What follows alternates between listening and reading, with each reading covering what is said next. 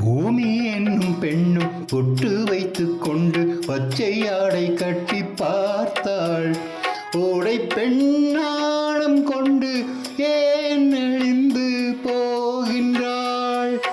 பூமி என்னும் பெண்ணும் பொட்டு வைத்துக் கொண்டு பச்சை ஆடை கட்டி பார்த்தாள்.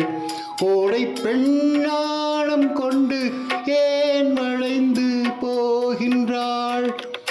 பூமி பெண்ணுக்கும் கன்னி பெண்ணை போல் நெஞ்சில் ஈரம் உண்டு. துள்ளி துள்ளி